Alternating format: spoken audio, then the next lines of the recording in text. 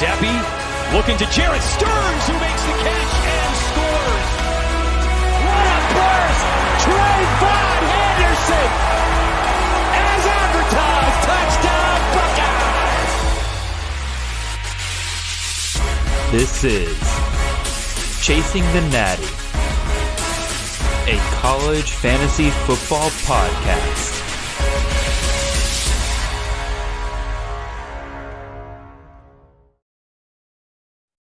All right, welcome in everybody. This is Jared Palmgren, host of the Chasing Natty podcast. Welcome to the first edition of the Mock Draft live version for CFF in 2022. Again, we did these last year. They were a ton of fun. Love interacting with you guys using these shows. It looks like we got a couple of people already in the chat. So if you're in the chat, go ahead and drop some questions and everything. We got about 10 minutes before this draft actually kicks off. So give us some things to talk about. And also, if you don't feel like talking to us and everything, there's a little like button. Just hit that right there. It gets us out there on more people's recommendations and everything. So make sure you go ahead and do that and make sure that you're just interacting with us. Again, this is a time for you guys to just let us know what you want us to talk about. Otherwise, we're just going to talk about the draft here, what we are kind of thinking. I got two great guests on. You see them. Two handsome men sitting there below me. Got Mr. Brandon T. Sanders on from the Future Freshman podcast and fellow CFF writer here at campusofcanton.com. And you have Mitch Hardt, one of the OG CFF gurus out there. He is also here joining us. And it's just always a great time whenever the three of us get onto a single pod. So figured let's get the fire going on the very first one. So gentlemen, how you doing today? Brandon, we'll start with you first. I'm doing well, man. Happy to get the band back together, do some redraft. I know we've all been neck deep in some dynasty here recently and some best ball. So this is best ball, but I do like the redraft mindset. So excited to be here, man. Mitch, how you doing tonight, sir? Oh, man, I was doing well until this morning when I ran into a history lesson from Peter Minuet. I'm not sure if you guys know who that is, but Peter Minuet bought Manhattan for $24. From the Native Americans, and that is what Brandon Sanders did to me in a trade today. I don't think it was like 2 weeks a ago. Single thing he says or does. So other than being hoodwinked and sold some beans, it's been a great day, baby. There's no scallywagging going on. The receipts were there, right?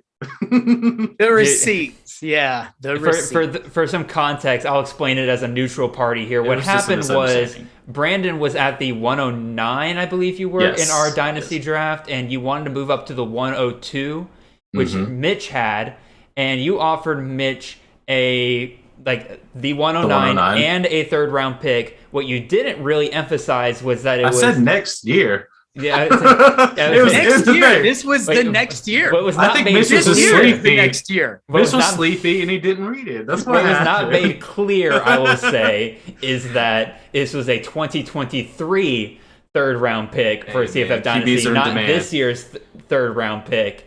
And so, Mitch. So I will forever be an unfan of Luther Burden, which stinks because you loved him a lot in the mock I know. draft. I do like Luther Burden. I think he's going to be all over the field. No, that's good. But yeah, good day. A lot of fun picks in our other draft, and ready for this cool mock draft. A one quarterback league is a little bit different. How are you guys going to attack it a little differently than you normally do? Again, probably going to focus a little bit more on running back because I plan on taking 4 quarterbacks in this draft. Again, a one quarterback best ball league is a little different than a one quarterback redraft league. I'm still willing to kind of reach a little bit for some of the higher guys because, again, you're going for upside. And let's be real, that top tier quarterback just offers way more upside than a lot of the guys. Even though you have good guys later on that can provide you 20, 25 points a game, there's guys here in the first 2-3 rounds that you're going to be able to get that could have the potential to drop you a 50 bomb if they're put in the right situation. So I might still be willing to go for a quarterback, but also I guess we can run through like what picks we're going through tonight. I'm at the 1-3 pick. Brandon, you're at the 1-2, and then Mitch, you're all the way at the end with the 111. Technically the 111. For those, I'll explain this as well. There's 13 teams in this draft. One of the teams unfortunately had to drop out tonight. We got a replacement for them, so this is still going to be a good data point in terms of the draft. The problem is Fantrax wouldn't let me delete the old team because they did put in their $5. They did put in their $5, so unfortunately we couldn't delete the team. I would contact Fantrax, figure out how to fix that later. But for now, when we ever get to the John Tweet Sports team, they are going to just I'm going to force them to pick something like Zappy or Jarrett Stearns or just NFL players from last year. And I'll have Brandon and Mitch just throw NFL names out there for me to just plug in somebody real quick. 1 minute timer, so it's going to be real rapid fire. Also, I see Kenny Linson. First of all, welcome to the stream, Kenny. But he is asking 4-point passing touchdown QB. Does that make running quarterback more important here? What do you guys think on that? All day long. Just absolutely. like in most of drafts anyway, running quarterbacks have a little more value. But if you don't get the 6-point touchdowns, I think the running quarterbacks are more important.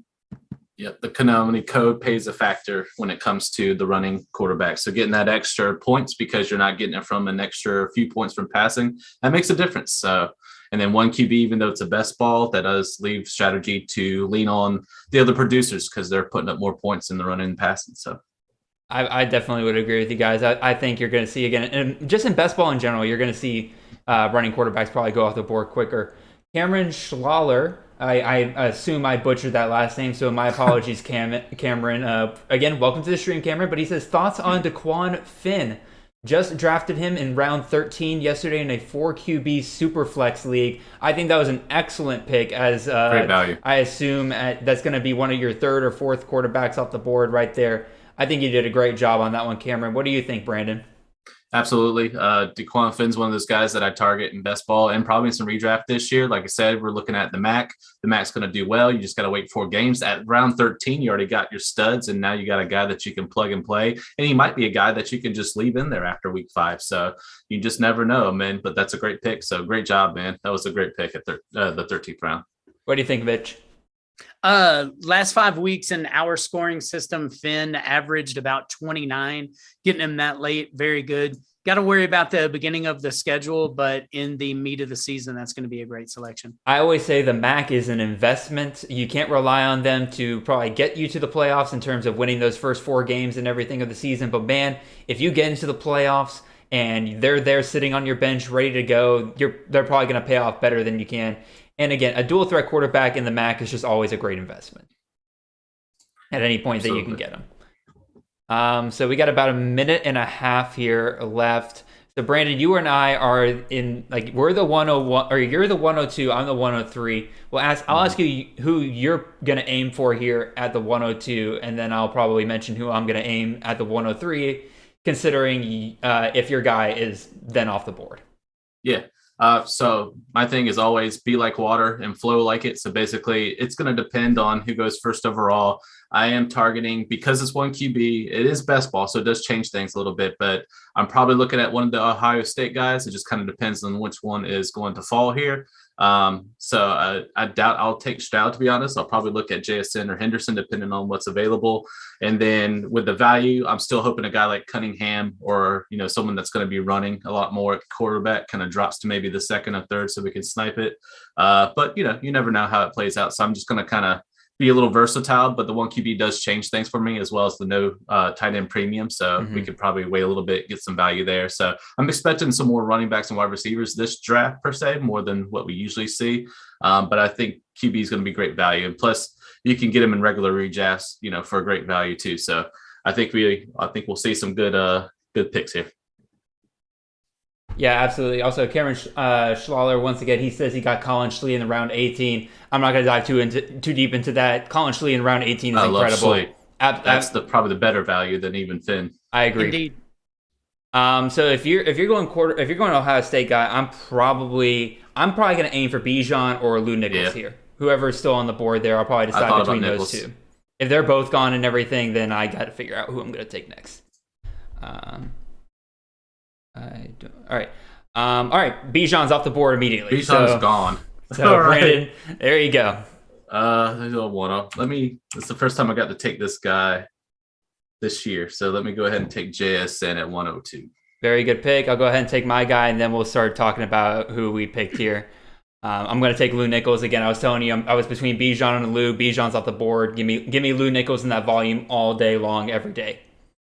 So Brandon, JSN again. Like people who are listening to this probably have heard plenty of hype in the offseason about Jackson Smith and Jigba. But what makes him to you a top 2 pick in CFF drafts?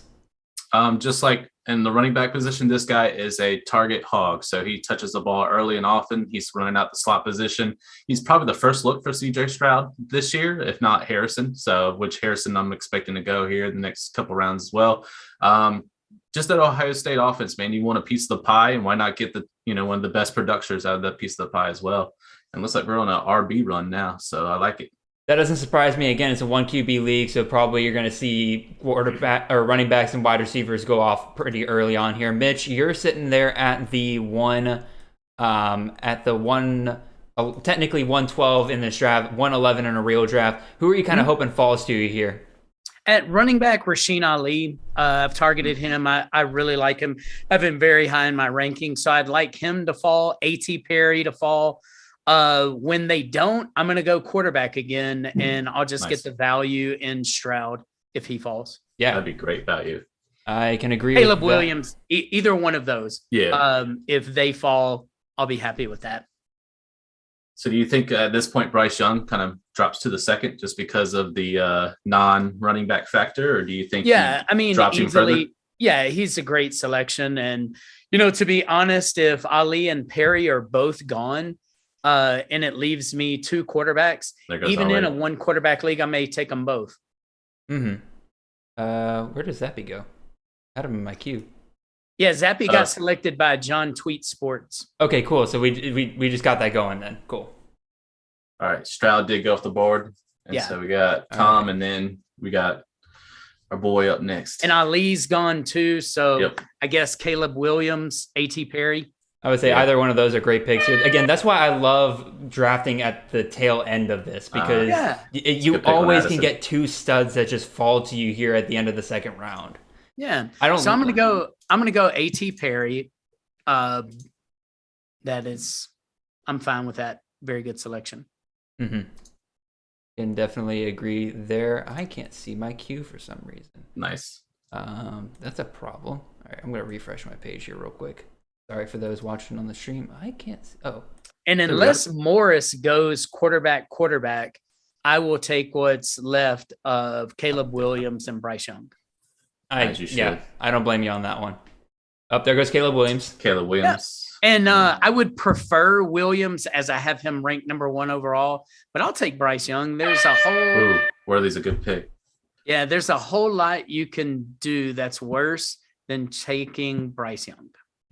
I can definitely agree, and I'm looking at a quarterback here that I'm kind of hoping maybe falls to me at the end of the second round here. I've seen him go anywhere pretty much in the second round, but I've seen him go late second round, so I'm hoping maybe I can get some value here. I'm not going to say who it is because I know people. No, but there are 2 really good quarterbacks that are second round quarterbacks here. I mean, not counting Bryce Young, so there's 3 really good above the rest of the quarterback fray. So hopefully you get one. There's one guy here that I'm willing to take second round in a best ball league. Again, I'm not going to say names here until I get to my pick and everything, but like in a normal draft, I'm kind of passing on him at the value that he's going in the second round.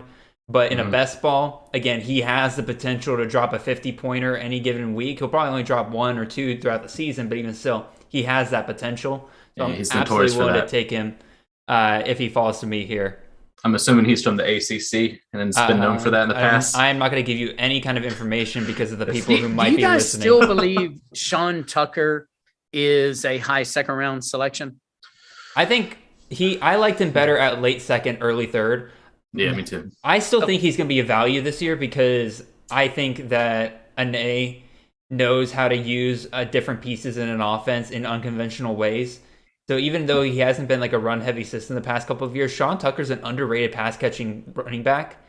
That's a problem, Graham. Forgot about Litta and Stearns. Well, that the sports one is the placement holder, right? Yes. Okay. So we'll just have to tell Graham. Whoops. Sorry, Graham. It's all good. We'll figure it out. Yep. Charbonnet as another guy I was targeting. Oh, there he goes. Cunningham. Yeah, Malik. Yep. That would have been a good one for him to fall to me there. Yeah. There's still another one though. Yes, there's one SEC more that I like. I like him a lot, and it's one of the Gridiron Scholars pet players. So yeah, man, he gets that Gridiron Scholar bump. This Nathaniel Dell, Quentin Johnson, Josh Downs, Jermaine Burton. There he goes, Hooker. Wrangle of wide receivers. Man. Yeah. Value right here. There goes Hooker. That was the other one I was looking at. Yeah, Hooker's good. All the quarterbacks that should be gone are gone. Yes. Mm-hmm. I can Still agree. Some value at wide receiver and maybe a couple of running back too. Man, there's so many options now. Huh. Add him to my queue. Good Lord. Oh, yes. I like Hendon Hooker a lot. Man, he's gonna have a big season. He was a great pick here for our best ball, which probably means that with him gone, I have other guys that I like and everything, but like there's other. I might wait a little bit on quarterback here. We'll definitely see. Up there goes Cedric Tillman. Yeah, I was hoping to double up on both wide receivers. That was a good pick. Yes, it was. So let's see who else we got going on here. Oh, there's some pretty good value at running back. I'm looking down here in my queue. Yes. I prefer the wide receivers, but there are some good running backs available. Mm-hmm. Oh yeah, I'm adding some guys to my queue from the wide receiver list. Well, and I don't definitely pick like for it. 100 years, but if I were picking now, I would go Burton. All right, he was the top. I would say there's another one I was trying to take. Great pick. Yeah, good job there. You guys are listening. Good stuff. Good stuff. So I'm gonna go ahead and take my last wide receiver out of that list right there. And again, there's other guys, but I'm gonna take Quentin Johnson here. Good job. Yeah, I like very that. Talented. Extremely talented dude. All right, let's see what we got going on. Who do I want? Go ahead and take a stud here and take Dwayne McBride. UAB.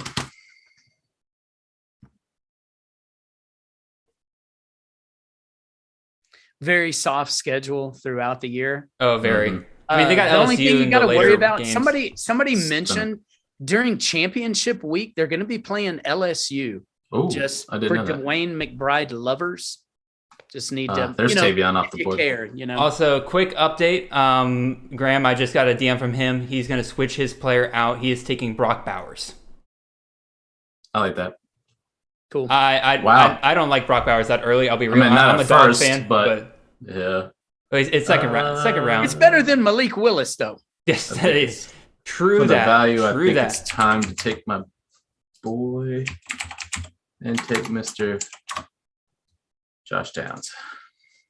Josh Downs is a good pick here, and especially at the third round. Let's see, I got a minute here. Quarterbacks coming off the board a little earlier than I was kind of expecting, even with a 1 QB here. So, like, part of me is a little tempted to take a quarterback here.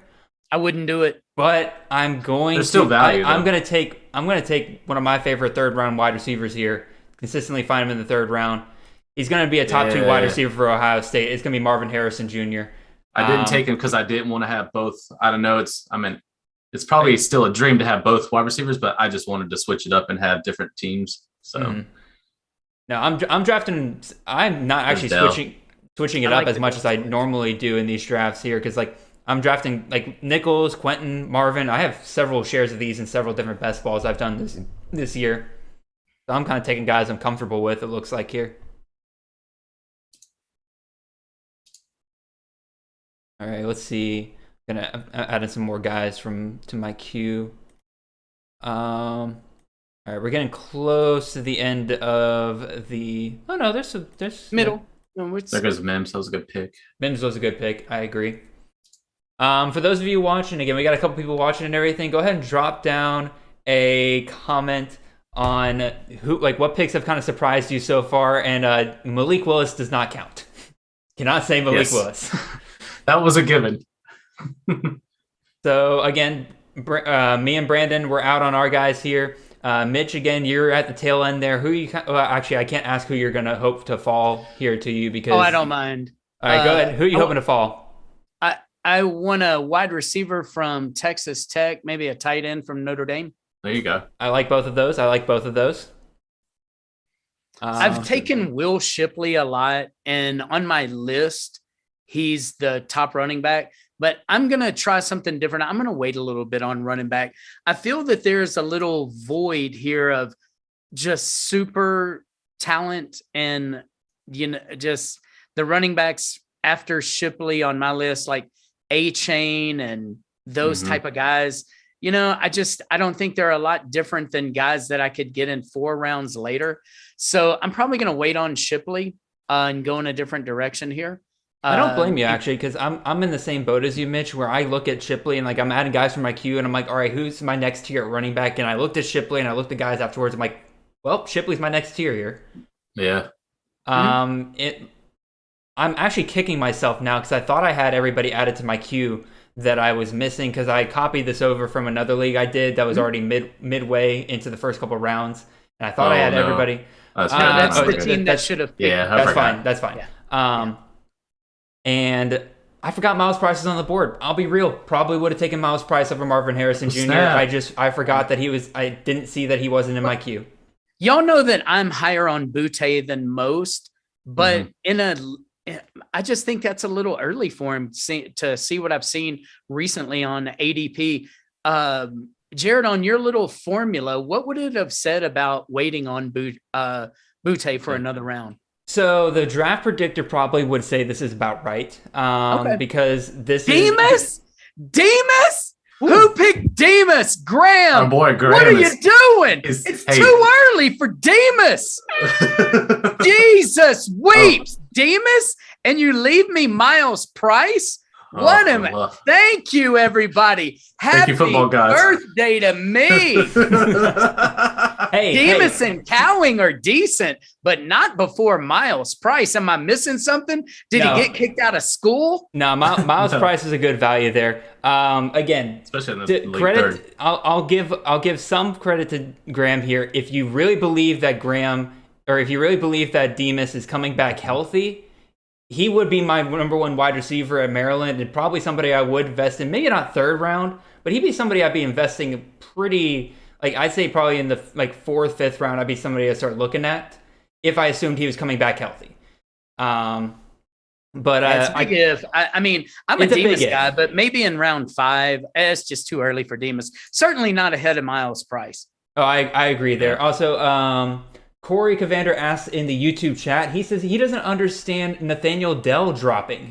I don't either. I loved where he got Dell. He was the number 1 guy overall when he selected him on my list. I love the Dell pick. Yeah, I agree. I think it's more too other people early. rising. Is this too early to go Michael Meyer?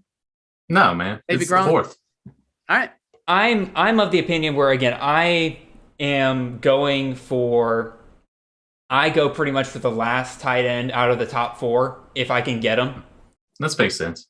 Especially in not a premium league. Those that makes a lot more sense. Are in a tier of their own, but they're all in the same tier. I don't some people are treating Bowers and Meyer are a tier above guys like Michael Trigg and Zach Kuntz. I don't get that quite. I'd much rather wait until the 5th, 6th round where I can probably still grab Kuntz and Trigg there. And where will you have? There goes Kuntz. Yeah, where will you have Gilbert when he gets tight end eligibility? I have him as probably somebody I would take in the same range as, let's see, let me look at my tight end rankings here. I'd say probably around the same time that guys are going Payne Durham, Sam Laporta, Jaheim Bell, those guys are coming off the board. Yeah. Mostly because I don't think that Gilbert is going to be a target hog for Georgia's offense this year. He's going to be a red zone monster, though. So his value is going to come through the touchdowns.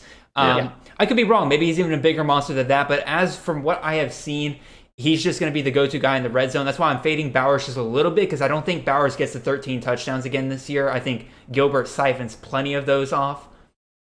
Also, Graham, don't let us down, man. Dawson down. Graham, come on, man. Took Tyler Goodson. Brees Hall, I like it. John Tweet Sports has the team. He's got the all NFL squad. Bro. He's got the awesome team for last year. Dawson Dunn. He says Trigg hasn't done anything yet. To be fair, I think Meyer is in a tier of his own. I just don't see that. Again, Meyer, I think, has the highest floor out of any tight end in CFF this year, but I don't think he has the highest ceiling, like potential ceiling. Do you guys agree with me on that? I mean, I don't know. I think he's going to have an outstanding season of about 90 catches. If somebody's better than that, they are. But that's what I got him for. He had like 75 catches last year, and I expect 90 this year. There should be an uptick for sure coming into this next season. Let's see. All right. I'm happy to have him. up. Yeah. Shipley's gone. Good value there. Yeah, especially at the 4-7. Let's see. Should we list off some names, or should we wait and see if someone grabs them first? I made my strategy quite clear earlier as to who I'm going to take here because of what's transpired there at that turn. The run on quarterbacks right now, I think is it should happen. There are some very good quarterbacks on the list. Yes, I definitely agree, and it's definitely people I'm looking at for the next turn here. Yes. But again, I have my eye on somebody. And Corey, if you're listening and you are about to do what I think you're about to do, he's probably going to do it. Rashee Rice is good value at 4.9. That was a good pick. Yeah. Good job. I like the Rice other Brandon Lepo. Fourth. Yep. Yeah, Rashee Rice was really good. And we got Jared coming up. Yeah, there's some really good ones. Still wide receivers, plenty. There's still some good running back value still right now. Ton. Okay. Yeah. So he took Mims. That's a good pick, but I'm gonna take my last top tier tight end here. I'm gonna take Michael Trigg. And I figured well I done. actually had him queued up. I was gonna go tight end. And I'm gonna take go Meyer and Trigg. Mr. Quinn Ewers. Ewers, are you guys worried that he's not gonna run a lot? Ewers? A little bit, yeah. But he might have to because it's Texas. So all right. So Graham's gonna replace his Goodson pick with another, I would say, speculative player here. But it is if it hits, it's gonna hit. And that is going to be Mr. Muhammad Ibrahim. He's picking him at 4-4. Again, if it hits, that's awesome. He's gonna be an absolute monster. If he doesn't, and he does share the workload with Trayshawn Potts and freshman Zach Evans, and Bryce Williams is still there, maybe. We'll see. Yep. I'm rooting for him. I know that. I'd love to see him back full stream. Yep. Also, Wicks. Yikes. A little high on Wicks here, I believe. I would say so as well. I would have much rather Franklin. No, definitely. I've been off of the Virginia offense for this year regardless. Like, I don't think I've taken a single one of their players. I think the one player I have taken was Lavelle Davis, and that was deep in a best ball draft. Because I think if he comes back healthy, he could be one of the better weapons in that offense. I have him queued in our other league. Yeah, he would be a good supplemental pickup in our Dynasty League for sure. Also, Dawson Dunn responded to my comments about Meyer and Trigg. He said, I guess that's fair. I just think with Kevin Austin out, if Styles doesn't take a huge step forward, Michael Meyer could be in for a 80 reception, 900, 8 touchdown type of season, which is pretty awesome for a tight end. Again, I agree, dude. I have him at 90 catches. I think Meyer's great. I just think these other tight ends might have big seasons as well. All right, Brandon, you're back on the clock there. Nice pick with Jaden Reed. Yes. He rebounds from that Wicks selection. Absolutely. And I'm going to take a nice up-and-comer, Mr. Titus Swin. Wyoming's taking over that backfield. I think between him and McBride, that's a pretty good smash duo to be starting running backs. So. No, I think that's pretty good there. And let me see. Let me look at my running backs here. Again, nobody that's really sticking out to me as like round 5 value. There was Tank on the board. What do you guys think about Tank Bisbee now at the 5th? Do you think that's enough value? Or do you think we still slips? I'm gonna make my pick here first because I'm down between. I do like Franklin. Mitch, you made a good call there. I got 30 seconds left. But I'm with you in that I think the quarterback run's going to be starting here soon. I'm just going to go ahead and take a guy that's going to score 35, 40 touchdowns pretty much given this year. I'm going to take Will Rogers. That was my debate between him and Ewers, but I wanted to go upside with Ewers. Again, passing touchdowns, not as valuable here as in another league, but I feel like there's other dual threat quarterbacks I could target later. Franklin goes off the board. That's a good pick, especially at 5'4". Yep. So, to answer your question, Brandon, again, like I am hesitant about Tank Bigsby this year. Mitch, you tore me a new one in the comments of that video the last time that I mentioned that. But again, like He finished as the RB44 last year. You can say that was partially because he was nicked up and everything, but I think Auburn's just going to be a really bad team this year. There's just not a lot to be excited about there. He's probably the best player on their team, bar none. I can agree with that. But again, they refuse to pass in the ball, even though he's a pretty good pass catcher, which boggles my mind. Both Malzahn and Harsin haven't really utilized him in the passing game like that. So if they do that, he's going to be a great value. But even still, like if he's in for another year that makes him finish around the RB40 range, I would rather go for a guy who I could think have a better season. Cameron Wheaton. All right. Kamara Wheaton, man, I drafted him. It seemed like in the 100th round in one of those early best ball drafts, and he's no value now. You're getting the SMU running back, and I'm hesitant right now on saying he's going to be a bell cow.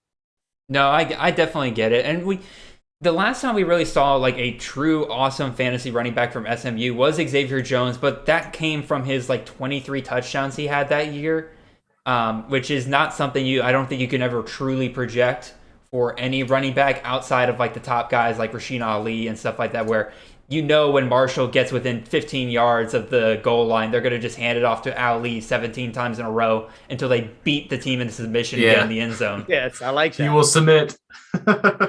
Also, Luke Probosco is wondering when you're going to go Klubnik, Mitch. Soon. It's going to happen soon. That okay, Klubnik. I'm not going to be able to live that one down. I actually have to root against the guy. I've been so off of him. So yeah, we'll see. Hippenhammer. Climbing boards. I like that. I didn't even really see if it was half point or full point PPR, but Hippenhammer definitely good in PPR. Graham has entered the chat in the YouTube. He says, Graham here, do not sleep on a doubted Auburn team. More talent remaining there than you would think with the offseason mess. I agree. They have a ton of talent there. The problem is I don't trust the coaching staff there at the moment, or at least the coaching staff along with the boosters and everything to run the team like they kind of want to. Yep.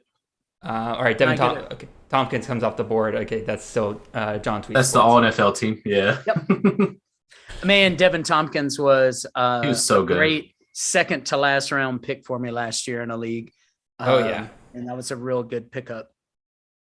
So I guess we could talk about that room a little bit here. I know your pick's coming up here, Mitch, but who's like y'all's pick for the Utah State wide receiver room? Again, I've made it clear that I like Brian Cobbs, but I think he's starting to get taken a little too high, at least in some leagues, because I still think there's a lot of speculation as to who's going to be the top guy there. Terrell Vaughn's probably my second favorite because he's been in front of the microphones for a lot of media members and everything, and usually you don't see a guy like that isn't contributing on the field to be trusted with a situation like that. And so, and we had Malik Willis picked. So do we want to wait on that guy before I select? No, just go ahead. Again, that's part of it here. Again, and I believe Cobbs. I have Cobbs the highest on my rankings. So I just don't expect Devin Tompkins like production. I think it's going to be a little more receiver by committee. Okay, this can start the chat because sometimes you just got to go with value, even though your team might need it. I have this guy ranked 32nd overall, and I'm getting him way later in that, and that's Cameron Ward.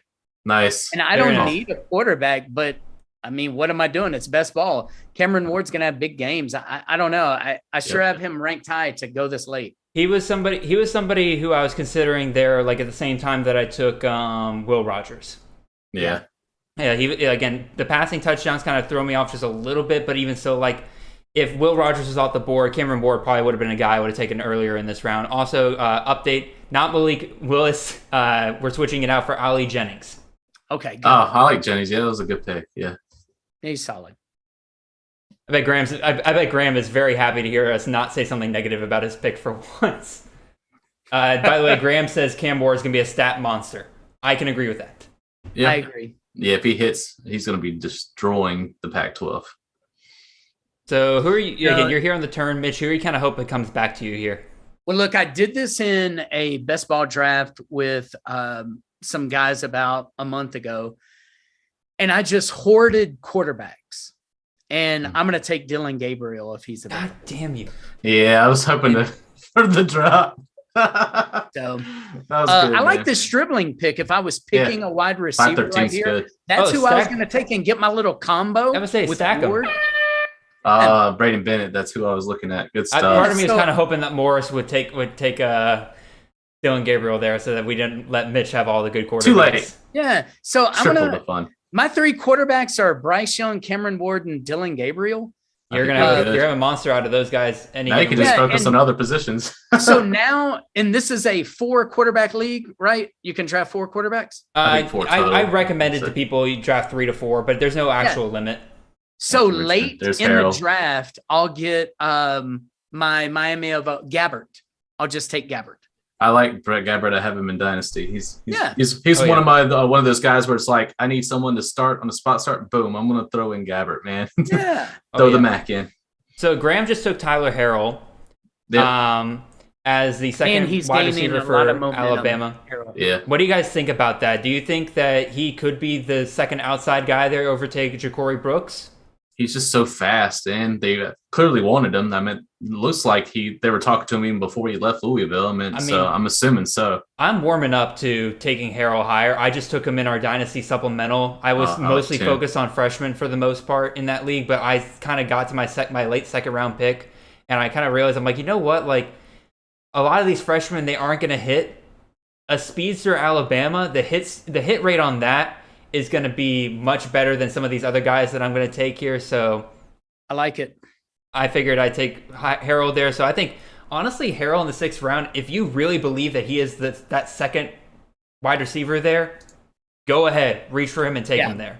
I honestly, though, I believe Jaden Bray is a better selection 1 pick later, but that's just me. Yeah, That's Bray gonna I be think the is going to volume start guy. with the freshman coming in, probably taking over after Bray leaves. So I like that. I like the Bray pick for sure. Oklahoma State's going to put up some good numbers at wide receiver. And it seems like you experts are now back on Tanner Mordecai is going to win that job, and I don't have He's to worry looking like about it. Preston Stone. Is that the case? I hope Stone still transfers. My whole strategy when it comes to these quarterback battles, Mitch, has kind of changed a little bit. Like, because I kind of just came to an epiphany where I'm like, you know what? If I'm wrong, I'm wrong. I'm going to take the guys who are going to start week 1. Because I think that's an easier path to starting the rest of the season than praying that somebody's going to come off the bench and act like these coaches are itching to bench some of their quarterbacks. Because I know you're not on Tyler Shuck. No. And I know you're not on Jared Dagey either. You don't think either one of them are good. But, like, No, I I think don't. that they'll be the starters week 1. And so I think, yeah, maybe I could wait a couple more rounds on some of them and probably still pick them up there. But I think they're going to be guys that it's going to be harder for them to get benched than people are giving credit for. I just realized it's my pick. So last time I took a passing quarterback, I'm thinking about going, I think I'm going to go quarterback again here. Go ahead and get my second guy. And There's a I'm good going to take a running dual threat quarterback guy available. with a ton of upside in a system that's shown to produce, even though he's not a great passer. But even still, he's going to get a ton of rushing work. Let's go ahead and give me Garrett Schrader here. He was one of the guys I was looking at, so that was a great pick.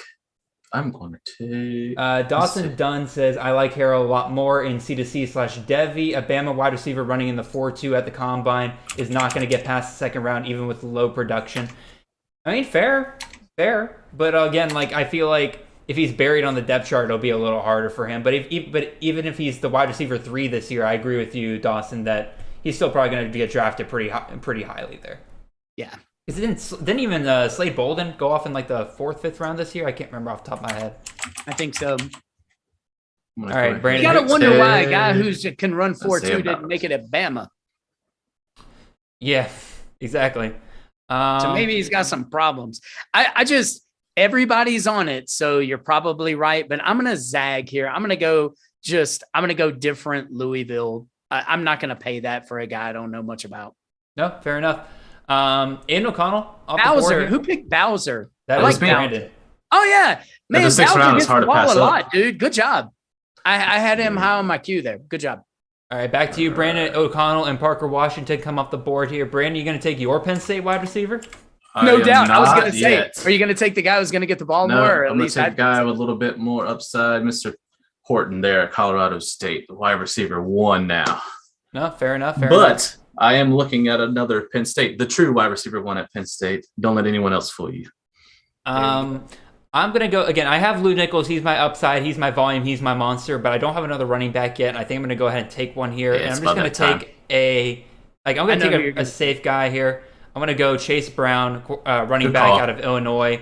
Lead back for a Brett Bielema system. Hopefully he stays out of trouble this year. Hopefully he stays healthy.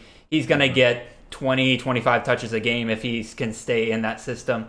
Luke Probosco asked in the YouTube chat real quick. He says, am I worried about Garrett Schrader losing that job this year? Again, it's in the back of my mind, sure. But with Lawson getting injured and being out for a good chunk of practice, they brought in Carlos Del Rio, who I don't think is that much better of a passer than Garrett Schrader, even though Garrett Schrader is abysmal at passing. I think they're going to roll with him at least for this year. And as we get farther into the season, I think he's got it. By the way, Lepo, Brandon, he took Tyquan Thornton there. It is not Tyquan Thornton. I guarantee you he wants it to be Chris Thornton, wide receiver out of James Madison. Yeah, as it should. Yep. I was actually looking into Thornton, and I decided to switch and go with Horton because I don't have many Horton shares. But I like both wide receivers, great upside, and will be the focal target for the offense for both. So there's Isaiah Nayor. I like that pick as well, especially at the 7th round. Oh, yeah. Let's see. We got Caleb Dog on the board right now. Kind of looking at, again, we don't have to name names and everything, but like looking at your position cues and everything, guys, right now, where do you think the best value is right now? For me, in terms of upside guys, it's the quarterback. But in terms of safer guys, it's the running backs. At least just looking at the guys I have in my queue.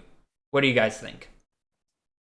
I'm going to agree. Like you're going to have more opportunity with quarterback, it looks like. And it looks like your safety net would be the running back. Wide receiver, there's just so many good ones that you can just get value for days. There's a great pick right there, Frank Harris. That's another one I had on the queue. So, yeah, there's great depth at quarterback this year. That's the best part about these best balls and redrafts, man. It's going to be so fun to take some of these guys, and not have to do first up unless you want CJ Stroud at 102 or 101, stuff like that. I would see why not, especially if it's a 6-point passing touchdown. You take the guys higher.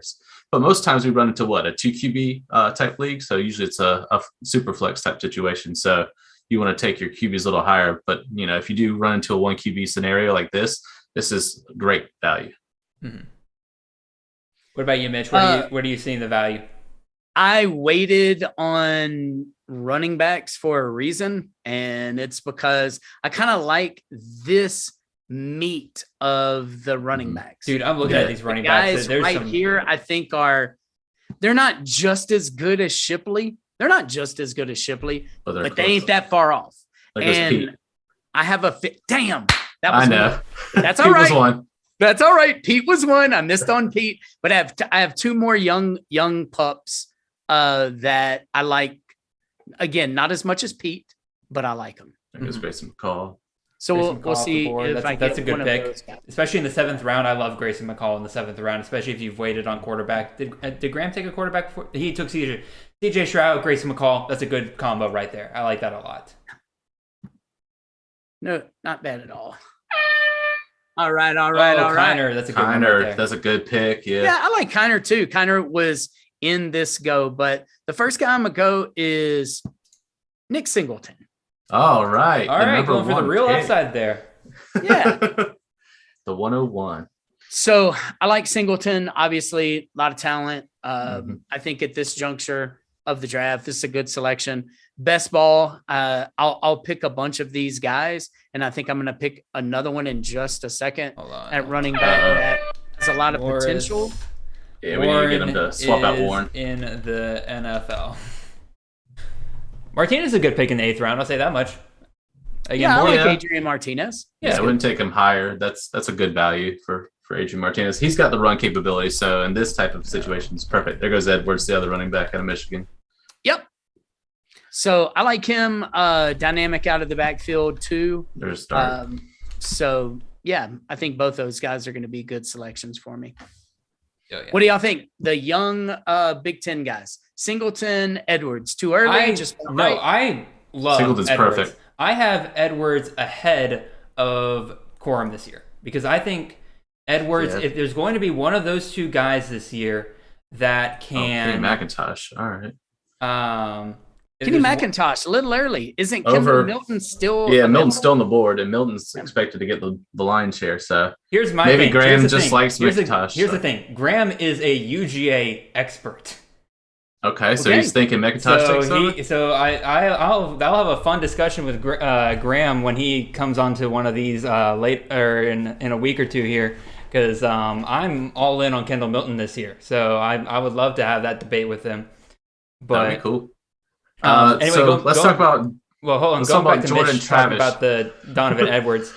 Yeah. Donovan Edwards, to me, out of those two running backs, Corum or Edwards, if there's going to be one who can take over the lion's share, it's going to be Edwards. He's got the build for it.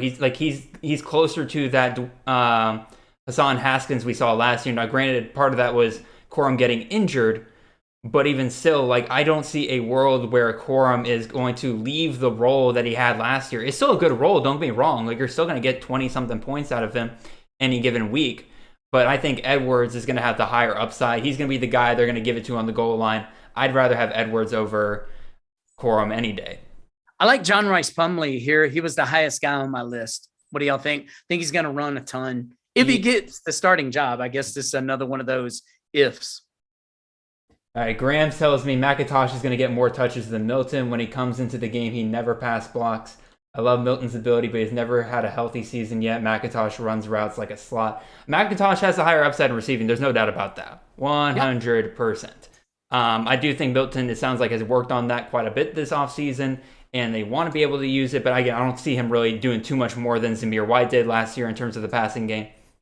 But even so, again, with Milton, it all comes down to health. If he can stay healthy, I think he'll have more touches than McIntosh this year. But again, no doubt about it. All right. So one of my boys, Leary, got take. I was hoping to grab him on the turn. I'm on the clock. That's not fun. That's not DTR, fun. And you got 30 seconds. You got 30 seconds, Dave. You can do it. Let's go. Again, I could go running back here, but I think I can get some guys to follow me in the next round. So I'm going to go ahead and take a wide receiver here. Let's go ahead and take a guy just upside in a good system. Give me Mario Williams out of USC. Yeah. I think there's plenty of rapport there with him and Caleb Williams. I know Addison's there now. I got my boy Tinsley Falls all the way to round 8. I love the Tinsley selection. Good pick. Thank you, good sir. The true wide receiver 1. Also, roommate of Sean Clifford. My apologies to everybody watching the stream and everything if I didn't make it clear. I did lose internet connection there for just a couple of seconds, so we're back and we're good to go. I just smell committee there. I don't know. I'm going to pass on that. I'm mostly passing on Miller as well. Not bad right here, but I don't know. I'm not as high on him. I got some guys here at running back who I'm going to take some upside shots on. Yeah, there's still a lot of good value there. And not that Miller isn't good for a best ball format. It's just not the guy that I would select. All right, let's see what Hauser does here. And then... All right, so we still got plenty of viewers and everything. So we didn't lose too many people with that. All right, Jaheim Bell comes off in the 9th round. Starting to get the second tier of tight ends kind of going off the board here, it looks like. Let's see. All right, there's a running back here that I'm really kind of like a high upside running back here I'm willing to take. Let's see what Brandon does here. Because what are you thinking in your head right now, Brandon? You're on the clock. I think I'm going to go quarterback. I was going to get Larry, but he went to our boy Limpo. So I'm going to take Jake Hainer with all those weapons at Fresno State. Yeah, good pick. Yeah, I agree. 9th round, I like Jake Hainer here. I'm going to continue filling up my running back room here. I'm going to take a guy with a ton of upside and a very big offensive system. New quarterback there, so they're probably going to rely on the run game. I mean, they already rushed the ball very well. So then they're going to rely on this guy even more. It's his 3rd year as the starter. Give me Marquez Cooper out of Kent State. Yeah, I like that selection. Let's go. So, I like that a lot. With a room of Lou Nichols, Chase Brown, Marquez Cooper, I'm going to suck the first 4 weeks, but after you'll that be real good in your playoffs. Good pick with Tyrese Chambers, very good in best ball, has big games. I like that selection too. Cooper, that was a good running back. He was the 2nd running back on my list, so that was a good selection. Yeah, wide receivers. I was thinking about taking Tyrese Chambers here, but again, I just took Mario Williams. I figured I could go ahead and just solidify my running back room up just a little bit more. Yeah. All right. So do you want to go over? Who do y'all think is going to be the man at Purdue? Ooh, good pick there. The wide Wide receiver. receiver. Yeah. Again, I'm still leaning Tracy for now. Okay. I don't think it's quite. Again, I can admit that I was probably a little zealous coming out of the spring in terms of like solidifying him as the guy. And to me, if Brock Thompson stays healthy, there's a likelihood that he could be the guy. Yeah. But also, I think it's also one of those things where we kind of fell in love with his bowl game performance, maybe a little bit too much. And it was a nice performance. It was a very nice performance, no doubt. Man, I like Puka Nacua. That was the pick. Guy that I had queued up for a wide receiver. So one of my guys is gone. I got to find another guy. Man, that was a good pick. Nah, Puka was one of the guys I was considering along with Mario Williams. The system just kind of pushed me towards USC and Mario Williams. Will's taking it. Oh wait, never mind. That's homeboy. We're good. Man, John with the greatest CFF team of all time from last year. He's got the Hall of Famers in there, man. The CFF Hall of Famers. I love it. Again, Puka, Tavion Robinson, both of those guys I was considering alongside Mario Williams there in the last round. I think they're both good values here. All right, Graham's I'm gonna get to go with I bet I get to go with one of my younger running backs that was in that nice meat of guys. We'll see if he comes all the way back to me. We'll see. I got a couple of picks left. I'm looking here and I see a couple of guys I think you could be talking about. Are they a sophomore? They are. Here's Gilbert. There you go. That round 9, I'm cool with. That's not bad. I think the upside's there. All right. I'm going to go Dominic Richardson. That was one of the people I bet you were looking at. That's a great pick. Okie State. Yeah. Yeah, he had his moments last year. I think at this juncture again, I think he'll have his big games and his small, but I like that pick. So, Zay Flowers was the highest ranked wide receiver. I'm not a Zay Flowers guy, but at this juncture, I think it's good. I was going to ask you, Mitch, because you were poo-pooing on him going in the 5th, 6th round earlier this offseason, but now he's kind of dropped down a little bit. I was going to ask if you like him better here. This is where you take him. Again, not a 5th round guy, but definitely a guy that this late in the draft you can do.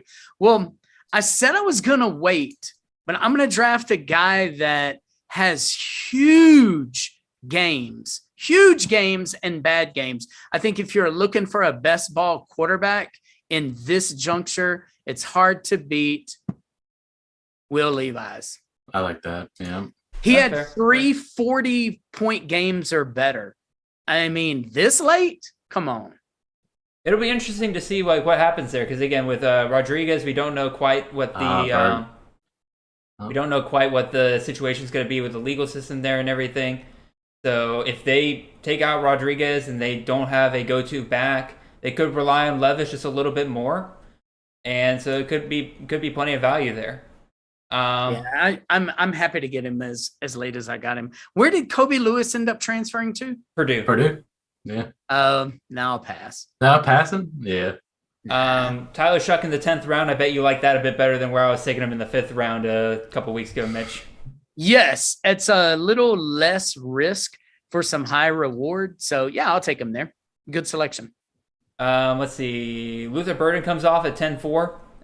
Again, to me, there's 2 guys that are really worth kind of putting out there in terms of like CFF. Like I think they're going to get tons of work this year, like clearly. And there's other guys that I like as well, but like Nicholas Singleton, Luther Burden, those are kind of the guys I'm okay with people kind of reaching up for a little bit in their drafts. I wouldn't say necessarily draft either one as your starters, because again, we don't know, and you can wait on them a little bit. Maybe not Nicholas Singleton, but like Luther Burden, you can get him here in the 10th round. He's a backup wide receiver for you. I think that's good. And Tracy's off the board, so that I was thinking he would go soon. Rudolph goes right before, which is a great pick. All right. There's Whaley. So the MAC is getting represented hard this time. I like that. That MAC. So Whaley before Ontario Brown. Y'all's thoughts on that? I'm a Whaley guy. I personally think he comes back. I think Brown's going to eat into it. I think he'll be probably more running back by committee until someone just carries the load or someone gets injured again. But I am on the Whaley train personally. But all right. And Ontario Brown came back from injury and averaged like 8 or 9 yards of carry. Yeah, he was dominating.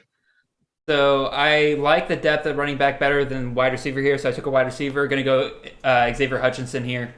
I like that. Dude's going What to do, be what do just you a think target of hog. Deckers? Do you think Deckers is going to do okay? I think he's going to be as fine as Brock Purdy. Like, Oh, I think the really? Brock Purdy hype got Okay. out of there. I think he'll be fine. Like, Brock Purdy was Okay. a fine quarterback. He made dumb decisions at times and everything, but like throughout like week to week, he was a pretty fine quarterback. And as long as he knows to feed Xavier Hutchinson, especially when they don't have the talent at tight end that they normally have, I think that's a pretty good way to go. Again, depth at running back I like, so I'm going to see who I can get here on the next like long turn here. I'm going to grab another wide receiver, guy with a ton of upside. I've drafted him in pretty much almost everywhere that I can. I'm going to go Trey Palmer, wide receiver in Nebraska. Playing the slot position at a Whipple offense. Again, maybe it doesn't work. Maybe he just doesn't quite fit like Addison fit like a glove last year. But even still, the slot position in a Whipple offense is going to get plenty of targets. So give me the high upside with Trey Palmer. Cool. I like that a lot. There goes Ontario Brown. Corey Cavander getting I love Listening. Ontario Brown. That kid's Yeah. got talent. I'm not saying that Whaley doesn't, but I like Brown a lot.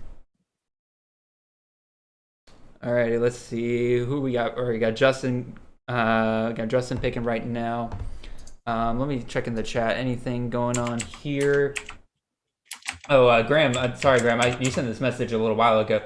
He said that Monken's going to use Kenny McIntosh like he used James Cook last year, but with less running back depth behind him. Graham thinks that Kenny McIntosh eclipsed 1,000 yards rushing and receiving this year. I think he means combined. I don't think he means each. That would be kind of insane for McIntosh to eclipse 2,000 yards. If he does, incredible, and I can't wait to watch that as a dog fan. But right. that's like, love it. So what do you think about Halani over our other boy? Well, Mr. I just GNT? don't like Kalani. Yes. I've watched him a lot, and I just don't like him. I just don't think he's going to last more than 2 games before he falls off again. You know, he's just going I'm to a get banged up. Genty And guy. same. I think Genty even just beats him out in talent alone. Here's the thing I do like about Halani is that when you do the prize picks and their fantasy points and everything like that, he's always put at like, oh, there goes Club Nick. go ahead. Oh, there he is, the club. All right, going freshman. Interesting. Club God at 11. But the thing with who were we talking about? Oh, Holani. He always gets put at like fantasy points of like 9.5, 10, and he's usually good for about 1 touchdown a game. So you need like 40 yards in order to beat that. So I loved betting the over on him. Brian Cobb's going in the 11th round. I like that much better. That's such a good value. He was somebody I was considering along with Palmer. Again, I'm just a little bit more solidified with Palmer as the slot. Oh, I like Trey Palmer a little more, but yeah, right here, I'm down with that. And again, so I have 3 running backs and 3 wide receivers. So yeah, I can go a little. I have 3 guys on my queue. We'll see if one of them comes back. I'm gonna go running back again and get Nice. Chris Brooks. That was Double one of the Brooks guys today. I was looking at coming back to me. Yeah, I like his BYU upside here. Mm-hmm. I agree. Way better situation than at Cal. Yep. And not that there aren't some good running backs on the board, Right. of like just very good dart throws. Man, like the Baylor running back should come off the board soon, in my opinion. Mm-hmm. I like him. Good quarterbacks too. There's still some really good. oh, Oh, Gavin Gavin Williams. Williams. That's a very Nice. That's a very It's a good pick. yeah. That's a very good selection. All right, let's see what Graham's going to go with. Graham, are you going to go 3 freshmen in a row? I want to see this. Oh man, if he's on a roll, I got some people in mind for him. If he wants me to read them off. Let's get a Damian Martinez going. Let's get a Ashton Genty going. Jake Bobo, good pick. Good pick. I like Bobo. That's really good. I think he's the top wide receiver at UCLA this year. What's up with Duke players going to UCLA? This is now 2 years in a row with Brown and now Bobo. I guarantee you, if you look Laporta. hard enough, you can find a coaching connection there. I think so. Yeah, there's probably somebody on the staff. There's got to be like a coach, that moved over. What do you guys think about Laporta in the 12th? I think that's good value. Oh yeah, I mean, again, like a lot of these tight ends that go off here are pretty good value. I took You're willing Kuthi to in wait. the 10th. I wanted to get him ahead of time. Again, Laporta to me is another one of those safe floor tight ends. Doesn't have a ton of upside, but again, like you're gonna get like 8, 7, 8, 9 points out of him pretty much any given week, and you'll get some games where he gets multiple touchdowns. You're gonna love him. Yeah. I agree. Again, I'm still looking at running back here, coming back on my pick because I got only 3 running backs, so I figure I might beef up my room a little bit. Probably go with another kind of safer guy. I got 3 guys on the board here that I think are more along the safer route in terms of their volume. Maybe one of them is a bit more of a risk, so I'll probably pass on him a little bit here. But there's one guy here that like I've seen being taken earlier, and I'm kind of surprised he's still here. And Mitch, I know you like this guy, so I'm surprised he's still on the board. I like Corey Crooms. Good selection. Crooms a good pick. Yeah, I've definitely thought about Crooms here as well. No, there are 3 running backs that are atop my queue. At that and good pick with McVay. That was one of them for my running backs. All right, I think I'm going to take another one here, Mitch. I'm going to take Brad Roberts, running back at Air Force. This guy is so solid and underrated. I picked him, I think 82nd, and you got him 130th. Yeah. I was kind of surprised he made it back to me on this one. I thought he'd be one of the running backs I would lose out on here. Yeah. So no, that was a good selection. So I took Baydoun at 12. He's one of my favorite sleepers this year, especially with Gunnell coming over. I think for the 12th round, heck yeah, let's go for it. Mac all day. All righty. I'm thinking about maybe going quarterback here because I see some guys on the board that I like with some pretty good upside, but I think I might be able to wait on the long term. It's probably going to come back to bite me on some of these guys. So I'm going to go ahead and put a whole list of guys here in my queue that I can probably get on the way back. But I think I might double dip a running back here, maybe, but no, I feel like there's some guys here I could wait a running back. I'll probably grab I don't know which way I'm gonna go on this one. Let me look at my roster real quick. I got 2 quarterbacks, 4 running backs, 4 wide receivers, but I don't love the wide receivers that are on the board at the moment. I feel like I can wait a little bit on some of these guys. So if this guy falls to me, this is going to be like the ideal where you should take him, especially when you only have a year, maybe 2 that you could take him to have, basically. And redrafting best ball, it doesn't really matter, right? You're just looking for production right now. I think you're about to take one of my running backs off the board there. Possibly.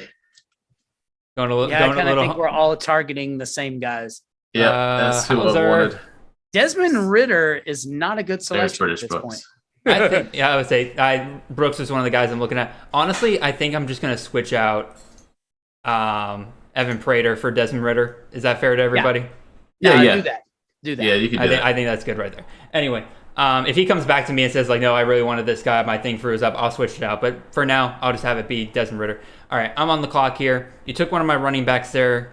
So I think I'm probably going to just wait on running back here now. I think I'm going to go ahead and take one of my quarterbacks here. And it's tough for me because, again, I've taken one guy who's dual threat, one guy that's a ton of passing. I think I'm going to take another guy who it's like any given week, he could be, he could drop a 40-pointer. I think I'm going to take KJ Jefferson, quarterback at Arkansas. That's a good pick. Yeah, I was looking at KJ. So were you looking at Finn? I was looking at Finn.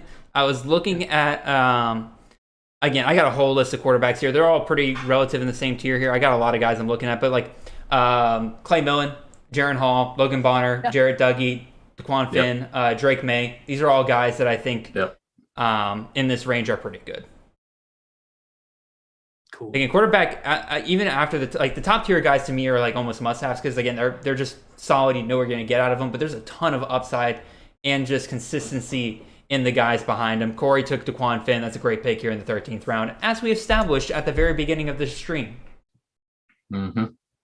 So, Mitch, you're now waiting for it to come back to you. What are you kind of feeling in terms of what you're looking for here? I'm higher on a wide receiver than most, so I'm going to pick a wide receiver that will be there later, but I just want him, and a running back that I think is a really good value. There are 2 backs, and I was trying to see if there were any late injury news on either one of these guys that seem to be slipping. So I'm going to take a running back who's slipping, and I'm going to take a wide receiver that I shouldn't.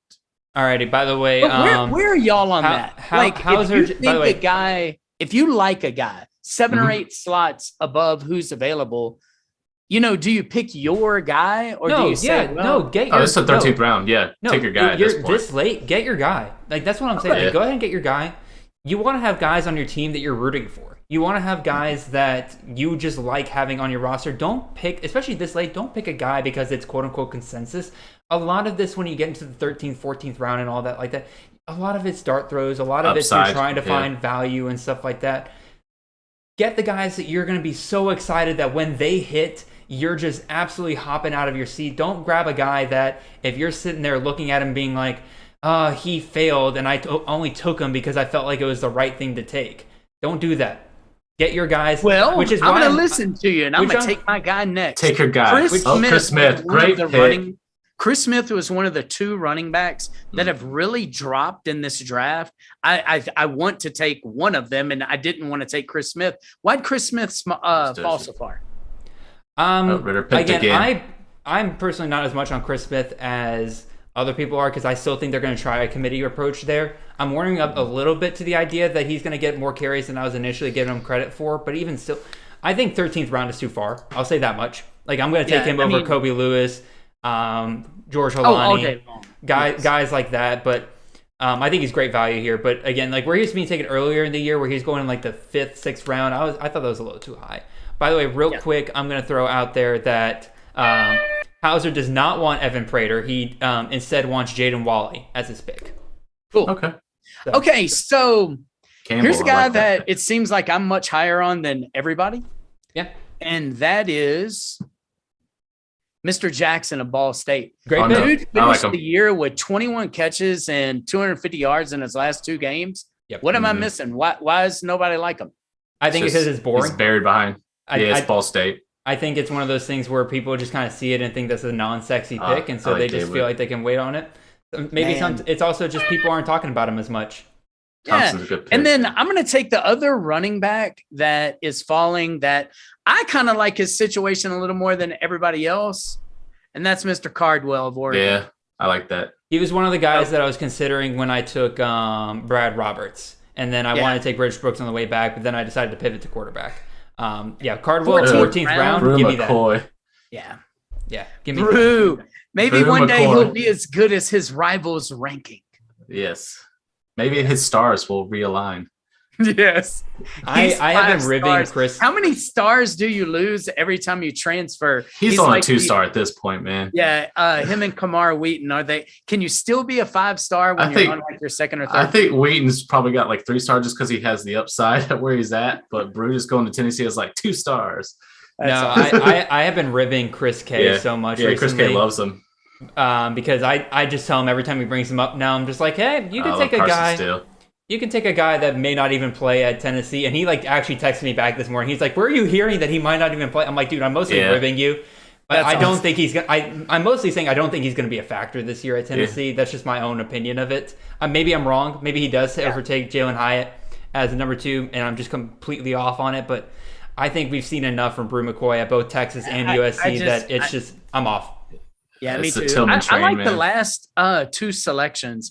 Carson Steele and O'Keefe are both touch hogs. Get the ball a lot for their teams. Again, the offenses are kind of ugly, but this late in the draft to get guys who can get 7 or 8 catches or 20 or 22 carries is really good. I like both those. I love how Sprague's getting these deep sleepers, man. I like it. Justin knows what's up. I'm going to give, again, Graham, I'm going to give you a shout out here because, again, I feel like we ribbed you a lot at the very beginning, but I like DuBose. But even so, I just mentioned that, again, go get your guys. To me, Graham is getting guys that are outside of consensus, but I think there's still a ton of upside there. Again, Bobo probably doesn't go 12th round in most drafts, but again, there is a case for him being one of these round 12 wide receivers. Weaver, I think, is flying under a ton of radars now, especially with Jerry Bohannon there at South Florida. I think he's got the best quarterback situation he's had since he's been there. Grant DuBose is another one of those just kind of unsexy picks where nobody loves drafting the Charlotte wide receiver. And so he tends to go pretty late here, but obviously Graham is pretty up on it. And so I like the Pickney. That was a good pick. Just go ahead and pick him up here. Pickney was somebody I was looking at here coming back. Yeah, the highly replacement there. Knighton's a great pick too. All right. Oh, now we're getting the meat and potatoes.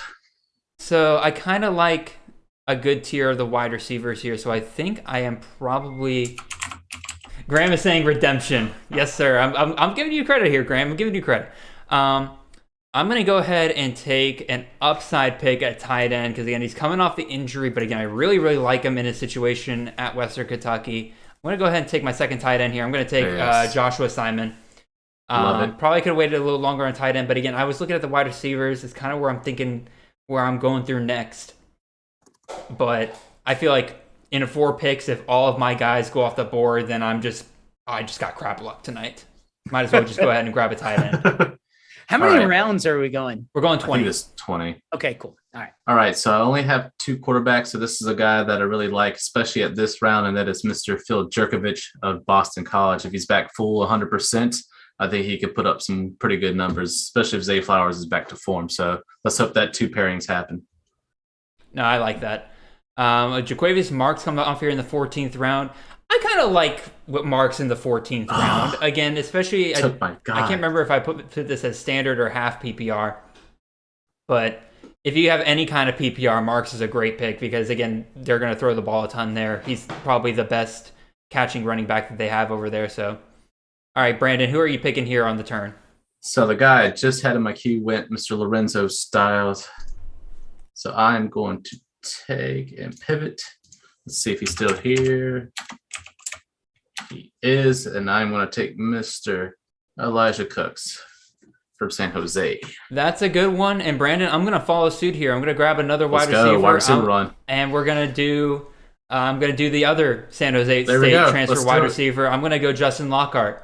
Yep, I love it. A lot of reports out of connection between him and Shavon Cordero coming out of the spring. Scored 2 touchdowns in the spring game. I'll take the upside here. I think that's going to be a better offensive system. Cordero should be taken here pretty soon, especially with the weapons around him. I think he's great value. And they also don't. One thing that's kind of underrated there at San Jose is that they lost Tyler Nevins, who was like one of my favorite high floor running backs last year, and he's gone. Kyrie Robinson's overtaking him, but I don't think he's nearly as good as Nevins was. And so I think they're going to rely on Shavon Cordero more along the goal line. I think Cordero is an excellent value here for anybody who's listening and wants to just go ahead and pick him up. I agree. That's good value right here.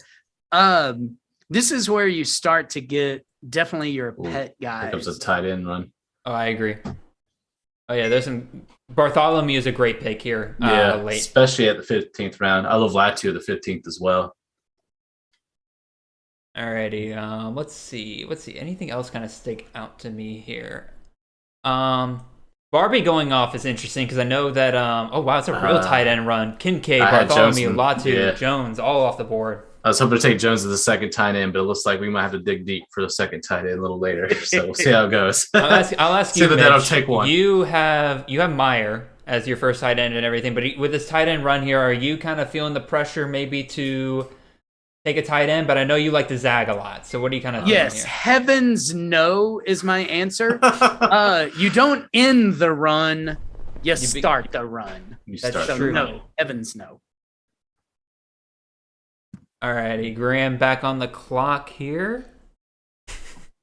I'm laughing a little bit because Xavier just texted me and he just found out where Ruben Owens went for his recruitment.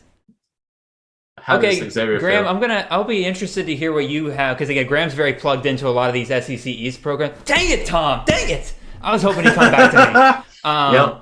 I'm interested to hear what Graham has to say about Marshawn Lloyd because I am under the assumption that South Carolina is going to have a running back by committee approach there because they got a pretty good amount of talent there between Lloyd, between Beal Smith, between Amos, and there's another one I'm forgetting off the top of my head.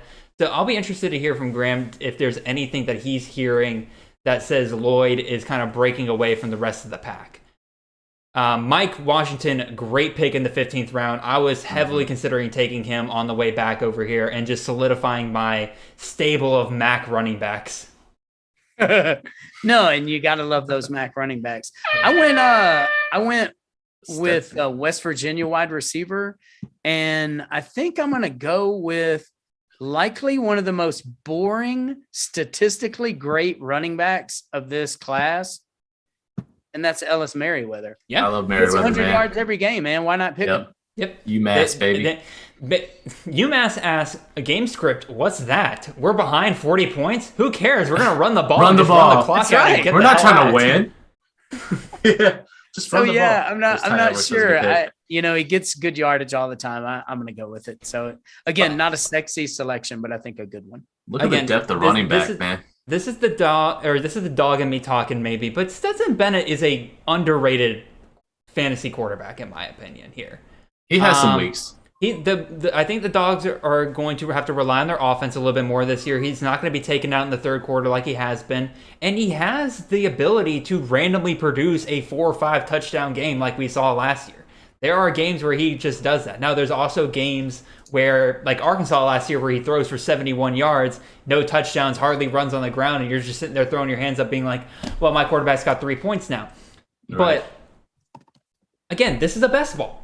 So if Stetson Bennett, it looks like Morris's 4th quarterback, yeah, if Stetson Bennett's able to get you just a random game, like 2 games a year where he's got 35 points, why not? Alrighty, Graham just picked Carson Strong. He says draft crash. Again, Graham, just let me know what you want to throw in there, and we'll get you settled out. And then he says, on Lloyd, I am always high on the running backs coming into a second year off of ACL. I feel like Lloyd, because Rattler should keep safeties back. Okay. Again, my concern is the fact that they're just going to split the carries between a lot of different people. But again, that's what I think too. And I like the Cooley selection a little better right there. That was a better pick. Yeah. No, fair enough. Logan Bonner, I am not a fan. He's not good either. He's not good, but like I don't think there's anybody really there threatening him. And he wasn't good last year though, and he had good wide receiver last year, and he wasn't good then. I mean, I don't know. I don't know. Graham, you're a man after my own heart with this one. Graham instead of Carson Strong is going to take our boy from Georgia, and he is going to go Arian Smith, who I'm with you on that one, Graham. He is a great best ball selection because Georgia had. Let me look up Arian Smith's stats from these last 2 years. Actually, I'm gonna be picking here in a second, so I better be paying attention. But basically, every time Georgia's thrown to him, it's been almost like 30, 40 yards down the field. Last year he had 3 receptions, 2 touchdowns. Year before that, he had 2 receptions. One of them was a touchdown. His average yards per catch was 34 and 43. All right, this is a dude that Georgia's going to just chuck it to deep. And when he has his games where he goes off, and if he can stay healthy, for the love of God, stay healthy this year, he's going to be an absolute monster. And I think he's a great value in best ball because I don't think he'll be able to do it every game, but I think he's going to be somebody that can get you just some 20, 30-point games some weeks. Again, if truly he can take one of those outside positions there. Alrighty. Let me look at my guys here. Yep. I'm kind of feeling the need to go running back here. And I don't love what I am seeing here because, again, I wanted Mike Washington. I got 28 seconds. I better make a pick here soon. Maybe I go quarterback again because I can probably get all these guys. I'm looking at a running back here, so I'll probably take the upside in a guy like Drake May. Again, he's my 4th quarterback off the board. I know a lot of people are worried about Criswell. Again, I trust you, Brandon, where you say people are acting like at the spring game that he was the starting quarterback. Mm-hmm. And so I trust you on that. But even if Criswell becomes a problem and everything, this is my 4th quarterback off the board. I trust between KJ Jefferson, Garrett Schrader, and Will Rogers, between them, that I will be able to do pretty decent. Also, I do recommend one thing, y'all. Check your bye weeks. Make sure you're not having guys that are all on the same week. Oh, shoot. I need to be careful about my running backs because I have 3 of my running backs all off on week 9, and I have 4 running backs. See, it's a little all right. It's a little different in redraft because you could just trade. He said, away "Look at your bye weeks," and said, and then he looked at his everybody's bye on bye. How about this? My quarterbacks. I have 3 week 8 buys, so Bryce Young is gonna have to be my guy in week 8. Yes, Evan Stewart. I love that pick. So I'm gonna take a guy here that I'm just gonna. I like the Jaron Hall pick. Jaron Hall and Shavon Cordero, 2 good quarterbacks. I like that pick 2 here. Yeah, good quarterbacks. All right, I am back on the clock here. Let's go with, again, I have Deshaun Fenwick and Jordan Waters at the top of my RB list here, but they both have a week 9 bye week, so I can't go them. So let's go. I'll take a homer pick here. Let's go Kendall Milton. Kenny McIntosh There we go. earlier. I was going to take Milton let's if you didn't. Let's go Kendall Milton here. Again, Graham, this will be our way to decide who is right on the Georgia running back room going forward. Put some money on it. Oh, wait, we did. Exactly. There you go. He's got. I was for sure you would take Fenwick there. I missed it. Fenwick. Fenwick has a week 9 bye. Oh, okay. That's why I didn't take him. He was at the top of my list, but okay. Yeah. Good. Let's see. I got 5 running backs, 4 quarterbacks. I think I'm done with quarterbacks, and looks like I'm going to be taking wide receivers and running backs from here on out. There's a lot of great upside guys still at wide receiver, I think. Mm-hmm. There's some good dart throws.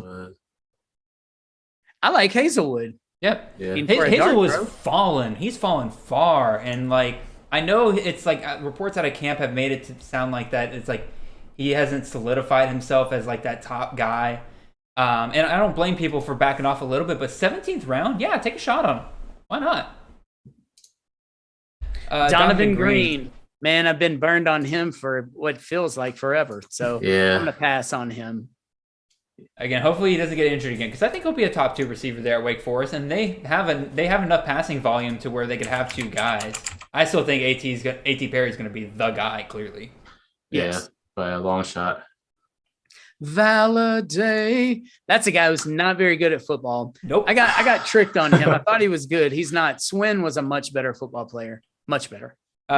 Jared Petkoff, by the way, Jared, great name. He took one of my favorite late throws at tight end. That's Tyreek James. I like the offensive coordinator they brought in there at Tulane this year. I think it's going to be a lot better for them. And their new offensive coordinator, I can't remember his name off the top of my head, but he is not shy about using tight ends in the passing game at all. So Tyreek James, I think, is in for a pretty big year this year. And he's also one of those guys last year where it's I constantly put him on the waiver list for people to pick up at tight end, and he just never got above 10% last year. It was crazy. All right, man. I'm gonna pick up my back tight end, and I'm going Easy E. Okay. I've seen this guy ranked in the top that. 10. It's a nice offense for tight ends, as I had dual chicks. So yeah, what do y'all think, Easy E? I think it's a great throw. Yeah. Fits the replacement Dulcich. Really easy. Yeah. Yeah, we'll see. Oscar Attaway, what do you guys think about that dart throw? Man, I think it's a good one. As much as they ran last year, I think that's a good selection, and I think he's a little better than Ragsdale. So this late, I would have taken Penny Boone maybe before him, or this guy who I'm probably taking a round too early. But what do y'all think about where Traylon Smith has landed? I like the competition against Ty Edwards. I know a lot of people don't want to hear it, but I think Smith's got a shot to start. He wouldn't show up unless he had an opportunity. So too, big fish, small. Sorry, boy. Jared. I'm still on the Ty Edwards train. Don't get me wrong. I like Edwards. He's got the body to take on a workhorse load, and especially in Dynasty, I like him better because Smith's only got 1 more year left. Even if Ty doesn't hit this year, he'll probably be the guy going forward for UTSA, even if it doesn't work out this year. Graham, giving you praise again here for the Reese White pick. I think he's a very underrated prospect for this year. Again, splitting carries with Braden Bennett. I think Braden Bennett has a higher upside. But we know what Reese White is. He's a guy that he may be the second back, but he's going to be the guy that just all of a sudden, for some reason, they decide to give him way more carries in order to give the other guy a break. So I like him as a dart throw here in the 18th round, especially in best ball. Like that a lot. Yeah, good pick there. We got our other tight ends. I guess people are shoring up their second tight end. These deep tight end leagues are definitely difficult. Do you guys have your second tight end yet? Yeah, I grabbed Simon. I got Trigg. Yep. Okay. I got Trahan from Houston. I like the upside there, and of course I got I think it was Kuthi from Utah. Cool. So it's 18th round, so you can't really call this a reach too much. But I have a guy that I'm going to grab here in this round because I just want to talk about him, and it's a similar vein as Tyreek James, but I just want to go ahead and get him off the board because this is something I think it's a little it's something that I think is flying under the radar because people don't really talk about this school a whole ton. And Brandon, okay. I told you about this about it in the Slack not too long ago, so you'll kind of know what I'm talking about. But I'm going to take him off the board because I think I like Jabari Small here. That was a good selection. Yeah. Again, not a ton of running work with Tennessee, but again, they're going to score a crap ton. So if they ever get down within the 1-2 yard line, you know who's going to take the ball. Yep. All right, I'm going to take another wide receiver here, and I'm going to take Shea Wyatt, wide receiver out of Tulane. And I mentioned earlier they got a new wide receiver, or they got a new offensive coordinator. Guess who was the leading wide receiver at the offensive coordinator's old school where he was the head coach at when they went on the best offensive season in that school's history? That's right. Shea Wyatt. Had like 1,200 yards receiving, didn't he? He had 65 receptions for 1,452 yards and 12 touchdowns. That is an average of 22.3 yards per reception. If there is upside there with Shea Wyatt and that offensive coordinator just getting reunited there, again, I should look up like what his name is because I should have that name for people, but that's upside galore right there. Hauser going 2 freshmen there for the upside. Cartavius Norton, Damian Martinez. Love them both. I like both of those. It's just dart throw upside guys. Could pay off really well by the end of the season. And I like Penny Boone there. Thank you, good sir. I took Thayer Thomas before that. I think it's going to be Devin Leary's probably top target playing out of the slot. So if Leary's going to throw all these passing yards, I think most of it goes to Thomas this year. Even though I'm big on Leary, I have him in Dynasty, and also don't sleep on Porter Rooks either. So I think there's 3 good options for Leary this year. 2, 3, 4, 5, 6. 1, 2, 3, 5, 7. All right, probably I'm going to take another running back here. And let's see, upside guys. I got 12 seconds left. Run. No, screw. We're gonna take another wide receiver here. Let's go Caden Prather. I like that. Just another pickup at the West Virginia. JT Daniels there, quarterback now. Air raid system. They're gonna have plenty of volume for the guys, and I'm gonna take another running back here on the way back. I picked the West Virginia wide receiver as well. I like that offense. I think it's going to work. I like JT Daniels at the helm there. I think this is the year he finally can start proving himself. So yep. Alrighty. Now I'm a little worried that my guy's not going to make it back to me here, and I feel like I blew it here. But if he comes off the board, I'll talk about him. All right. Still some decent talent down there's here. a lot of, again, we're going to talk a little bit after this draft is done about some guys that we're kind of surprised are still here. Yeah, I was just thinking the same thing. Man, there's some good guys out there. Cam Rising, I think in 19th round, dual threat ability, great upside there. I like it. He's one of 2 guys that's going to have the ball in every single play of that game, so I like it. George Takis, I think that's another great dart throw at tight end. Brandon, or at Lepo_0 here, he waited late on his tight end. Bartholomew and Takis are 2 great late dart throws at tight end. I like that combo right there.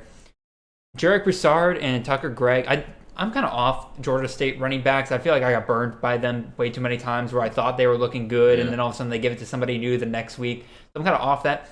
Broussard, take your shot as on the Michigan State running back this year. Why not? Honestly, Justin, if you're listening, if Jalen Berger's still there in the next round, why not take the shot and just handcuff both of those guys, and you'll probably get a decent starter week to week out of one of those 2 guys. Samson Nasua, that's an interesting one. I didn't even know he was still around. Well, he and his brother transferred to BYU together. Oh, yeah. Interesting. Isaac Rex, I think, is a post-hype sleeper. I think he'll be. I think it's another fun tight end dart throw. All right, Mitch, you got your last 2 picks here. Yeah, I got a couple of wide receivers left, so I'm gonna go. I think I'm gonna go Roderick Burns. That's a great upside wide receiver. Yeah, nice offense. He's had his moments already, so I like it. He said, I am listening, but I have to make a homer pick. All right. Justin's going to make a homer pick. Central Michigan. Oh, where do you put that chat in? He put it in the chat. Yeah. I haven't had much action in the chat. So gotcha. With you guys. And then my last pick here in a second, I have a feeling that he'll be there as another wide receiver on an offense that I don't think we're talking about enough at all. No one was selected from this team in this draft, but I'm going to go Zion Bowens. All right. Yeah. Wide receiver for Hawaii. I think we're all sleeping on. Yeah, we're sleeping. No, I agree with you 100%. Tamatoa, let me get the name out so I can read it correctly. Tamatoa Makiao Atimalala is my pick in the Hawaii offense this year. Had a couple of great picks, or a couple of great spring games, or spring scrimmages and stuff like that. I heard a lot of hype coming out of him. I think it's one of those things where take your favorite guy out of that offense, take them late. One of them's going to pay off for you. Yeah, I even like Dedrick Parson. I think he's going to get a lot of touches. A couple of games last year, he had a half a dozen catches as well. So I think he's going to be a good PPR running back. We're missing it on Hawaii. We need to talk about him more. I agree. Quarterback. Who's your pick at quarterback there? I think Schlager. Yes, Schlager, not Kamen Cooper, but the other guy, Schlager or whatever it is. Yeah. So that's kind of who I've been hearing as well. And then Dedrick Parson, he's also still available here as well. I think that's another kind of more underrated piece. I think it's a good pick. We're going to talk about it in a minute, but like Fenwick is still there too. I think that's a good selection. Pat Garwo, again, not sexy, but gets yardage. That's a good selection here. So there's still some good selections. Oh yeah, I definitely agree. Graham says in the chat that JJ McCarthy, awesome pick. If you assume that he's going to take over the starting role for Michigan at some point this year, probably because he is a dual threat guy, but I don't see the path to that yet. But, we all have our guys that we believe in. Yep. Let's see. Especially in round 20. Oh, yeah. Yes. In round 20, it's 20, like, we have our guys. Nobody is crying later on when you're like, oh, no, I wasted my round 20 pick. Like Jalen Hall. I like that pick on an offense that, they're going to be looking to throw. He was good. So yeah, why not? Dallas Dixon, very good. I like Crooms a little better, but Dixon. That's a homer pick for Sprague. Yeah. Good job on Justin. We're going Central Michigan. Good pick. Yeah. That's a good. You finally don't have to worry about Pimpleton anymore after many, many years. There you go. Nope. All right, let's see who we finish up here. Yeah, Lepo. Brandon, what do we got here? Or other Brandon Lepo. All the Brandons. Dude, there's so many Brandons in the CFF space. I swear to God, y'all. Y'all are multiplying. We're taking over. I think I had one mock draft where there's 3 of you in one draft. Oh, yeah, that's right. And we'll go with another UTSA running back. So all of them have been selected. Yeah, all 3 have been selected. And I think Brady was brought back as a depth guy. I know that some people think that they were bringing him back as like, oh, we need you to come back because you were our next guy up. I don't think so. He retired for a reason. I think he's there as like a break glass in case of emergency because that running back room got decimated. And it's why I think people are overstating Traylon Smith a little bit. I think they just needed bodies in that room. Mm-hmm. Oh, no. Traylon Smith is better than that, better than a body. I mean, here's a guy he's a better pass catching back than I think Well, hell, down the stretch for Arkansas, the last 5 games of the season, he averaged 5 yards a carry. Mm-hmm. I mean, I don't know. We'll see. Jesse Matthews, good pick. Yeah, I like San Diego State this year. So, Brandon, I'm going to take the true running back one at Toledo. I'm going to take Micah Kelly. Okay. Seen him at the top of a lot of depth charts recently. Been hearing a lot of reports out of Toledo that it is him who is going to be the main guy, at least to start the year. So I'm going to take him. Other 2 running backs here I was kind of considering. Again, we'll get to who was – or Brandon, you make your pick first. Yeah. I'm going to take my favorite, Ashton Genty. Of course, the true Boise State. Yeah, I like that as a last-round selection. He went very soon in our supplemental draft. Yeah. Yes, he did. Yes, he did. Well, technically he went later, but again, it just got switched into the 1-3 pick. Still, though, I mean, first round, Billingsley is a nice upside second tight end. Yeah, so we are now finished up. I really want to thank everybody who is participating in this draft. I'll go from left to right here and everything, but GT Hauser, appreciate it, man. Brandon, of course, myself. Corey Cavander, thank you, sir. Brandon at Lepo on Twitter, thank you, sir. Justin Sprague, Nottingham, thank you, sir. KL Dog, appreciate it, man. Jared Petkoff, thank you, sir. John Sweet Sports, we'll get you in a future one, man. Appreciate you letting me know ahead of time. Graham, awesome to have you, man. It was a pleasure to have a fellow dog really join one of these. Dynasty Pros Tom, love having you in every one of my drafts, man. Mitch, you're awesome as always. And then Mr. Moraes there at the end. Appreciate it, sir. Again, if you want to participate in a future one of these drafts, just DM me on Twitter. We're going to do one again next week. I'm still deciding whether we're going to do Sunday or Monday, because Sunday I am moving to Savannah. I'm going to be there for about 6 weeks and everything, so it's a good chance that I probably won't be able to stream that night. We might do this again next Monday. Again, really appreciate it for all of you guys tuning in. We've had some great traffic throughout the entirety of this stream, so guys, again, really appreciate that. So yeah, we'll kind of move into kind of the post draft portion of the show and everything here. So I'm gonna take a second here to kind of look for some guys in my list that I'm kind of surprised didn't come off the board. So we can start with quarterbacks, and I got 2 quarterbacks here that instantly jump out to me as guys I was surprised by. And then running backs, I have 3. And then wide receivers, I have like 2.5, because it's 2 guys that come from a system I think could be productive this year. Cool. So we'll start with quarterbacks here. I was surprised that Evan Prater and JT Daniels, neither one of them came off the board. What do you guys think about that? Me too. JT Daniels, we were talking about him earlier. The thing is, he just doesn't run a lot. And that's, people want that running upside, especially in best ball. It wasn't a 6 touchdown league. So yeah, I mean, he did, for me, he probably should have been drafted, but I went quarterbacks early. But it just shows you ought to, save one of those bench spots for later. By the way, quick correction here. I was just letting know of Brandon Lepper in the chat. He said that instead of Brendan Brady, so unfortunately we didn't get all the UTSA running backs, he wanted to go Berger for Michigan State and accidentally clicked on Brady. That's good for the round that it was in. Yeah. By the way, Graham says in the chat that JT Daniels is glass. So fair enough. If you're afraid of him getting injured, that there's a reason to be off of him. But again, when he's going to be your 4th, 5th quarterback on your team, I'll take the shot on him. And there are going to be some shootouts with West Virginia in a best ball format. I think he's a good late round selection. I agree 100%. And then you mentioned again, JT Daniels doesn't run, but Evan Prater does. So why is he kind of still on the board here? What do you think about that, Brandon? I'm surprised because Evan Prater's got some weapons, and then they're just kind of restocking there at Cincinnati. It just looks like they're just trying to make another run.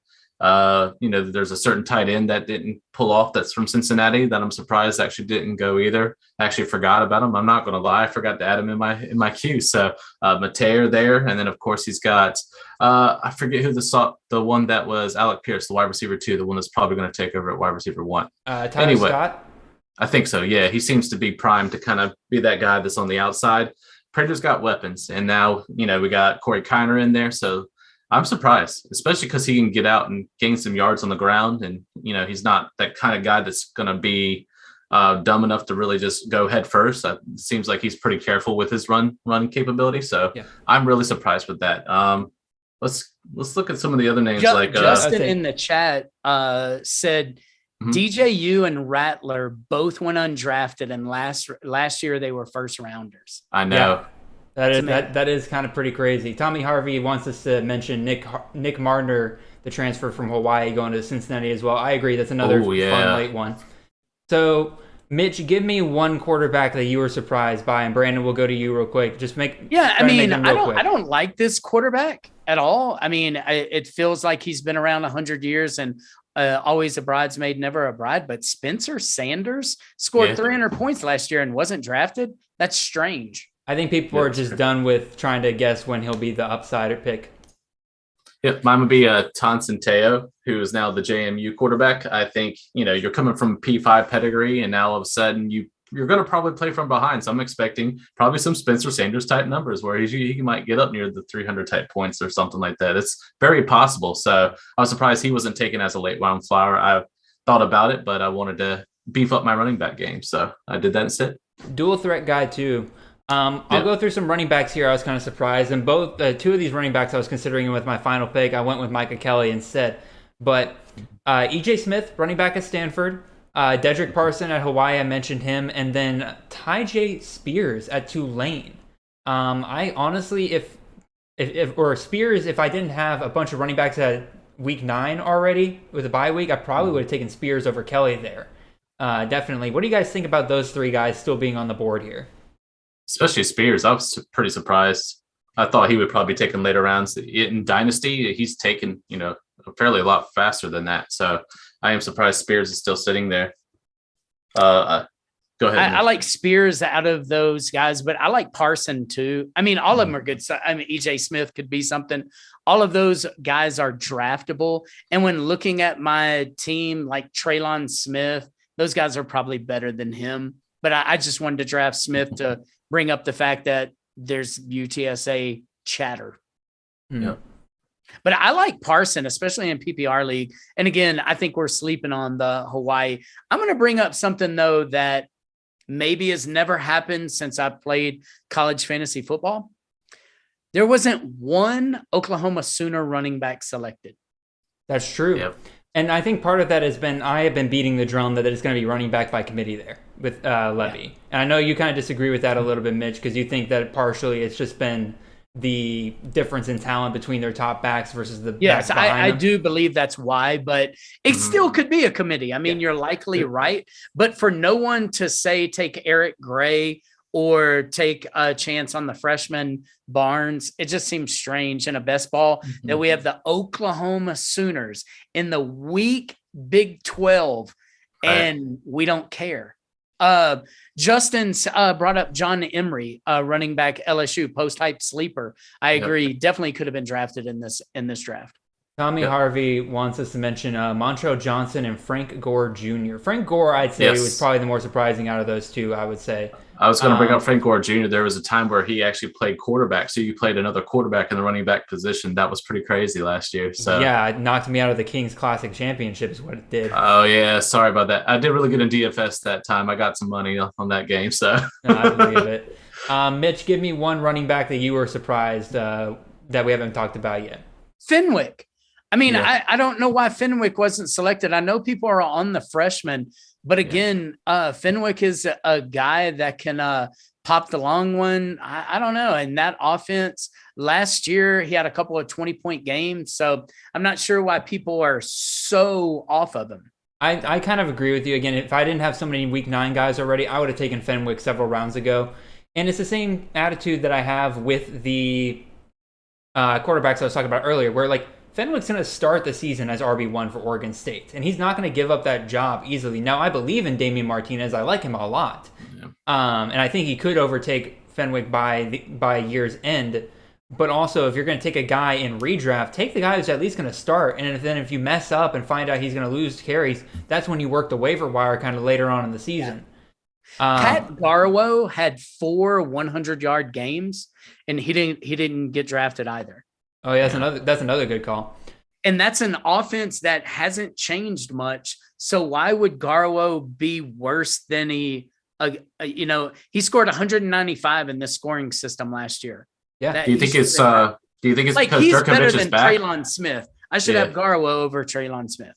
Do you think it's because Jerkovich is back, so they think him and Flowers will probably connect more? No, versus Garwo? I don't think that at all. Because if you're thinking it through, Jerkovich is going to be a little better at converting on third downs and keeping the drives going. Like Garwo ought to be better because of better quarterback play. It's not like Jerkovich is going to throw 50 times a game. So I don't know. That's a guy that I bet all of us should have taken. Yeah. No, fair. What bye week? He has 7th bye week. Yeah, I probably should have considered him just a little bit more. Again, to me, he feels like just another one of those unsexy picks that when you look at him, you're like, you don't feel like the upside's there. But he'll prove you wrong at least one of those Merriweather. Yes. Very Ellis Merriweather. Brandon, give me one running back that you were kind of surprised it didn't come off the board here. That was it was going to be Frank Gore Jr., so I'm glad that they brought it up. That's the one I was going to say that the man is perfectly skilled. He's got the pedigree. He's, the son of Frank Gore Sr., who just now is starting to be boxing and not actually in the NFL. He probably could come back to the NFL if he wanted to. But just the capability of being able to play like shotgun quarterback and being able to kind of catch passes as well. He's almost like a triple threat. And with a designation of running back with Fantrax, if the same thing happens again at Southern Miss, you're looking at some great positive stuff to go along with it. So that would have been Frank Gore Jr. would have been my pick. Alrighty, we'll finish up here with wide receivers because screw tight ends. Bump tight ends. So 3 guys that stood out to me here. Again, 2.5 really, because 2 of these guys are part of the same system. The Washington wide receivers, Jalen McMillan and Rome Odunze. You have the Kalen DeBoer offense going there to Washington. You can believe maybe they don't get it running in year 1. But even still, like, take the upside there. Again, one of those guys is going to be a Jalen Cropper type and get close to 1,000 yards if they can get that system going like they want to. And so I think both of those guys not coming off the board here is a little surprising. And then the other one is, again, we talked about taking shots at wide receiver at Alabama. We had Tyler Harrell come off the board. I think Brooks came off the board here. Yeah, sure. We talked. Burton is always going to come off the board. But JoJo Earl, he's got that starting slot locked down. He's going to be on the field for Bama. And they love throwing passes over the middle, and that's where he's going to thrive. So I'm kind of surprised that JoJo Earl didn't kind of come off the board here. I agree. Brandon, we'll go with you first. What's a wide receiver that didn't come off the board here you were surprised by? So just the mention, it's just crazy that last year Corey Rucker was a big deal. Now he goes to South Carolina, and now he's undrafted. So just like a DJU and stuff like that, your first and second round guys is now you don't know what to make of it because no one wants Spencer Rattler. And, they'll take a shot on Josh Vann. They'll take a shot on, maybe the other guy as well. But Corey Rucker, who, used to be a stud, it's all about landing spot there. So in the system. So it's crazy just to see Corey Rucker not drafted in a best ball. That's crazy. All right, Mitch, who's your wide receiver that you're kind of surprised by? I got 2 of them, and I want to remind everybody of somebody. Jonathan Mingo hurt his leg early in the year. The 2 games before he hurt his leg, he had 13 catches for 235 yards and 3 touchdowns. He was never the same after the leg injury. He tried to come back, and the commentators at the end of the year were actually, and during the Mississippi State game, were asking for him to come off the field. He was limping so badly, trying to play through that ankle. I don't know why we're all off of him now. It's odd. So even me, and I like Mingo, and I drafted him in like the 15th round of a league the other day, and I just didn't draft him again. But I like Mingo. That's one guy. And then the other guy is Tyron Smith of UTEP. They lost all of their targets, and he had moments last year where he popped a big one. He had a 2-touchdown game in November. He averaged about 18 yards a catch down the stretch in that offense. I think both of those guys should have been selected. I agree with you on Tyron Smith. I think he's been kind of a late riser for a lot of people here kind of soon. I think more people are kind of realizing that, UTEP, because nobody is gushing to research UTEP. And so now that people are starting to kind of get around to that, they're like, like somebody's got to take the targets here. Because I didn't realize until like a month or 2 ago that Justin Garrett was also gone. I knew that Cowling was gone, but I didn't realize Garrett was gone as well. So you're right. Tyron Smith definitely kind of strikes you as the next guy up there. And again, he's very explosive. So why not take the shot on him? I think with Mingo, he was a guy that was getting drafted. I think people were almost reluctantly drafting him because they knew the injury situation. They felt like that he could never really stay healthy. And now you got Jalen Robinson, which again, partially is a little hypocritical because he hardly could stay healthy either. But even so, he's the new guy in town. He's the next outside receiver for Ole Miss. He's kind of the new hotness for them. So I think a lot of people are like, okay, they brought him in. He's going to be a starter. We'll go with him over a guy like Mingo where we feel like there's a lot more risk. But for the few years we've had, 2 Ole Miss receivers have been relevant.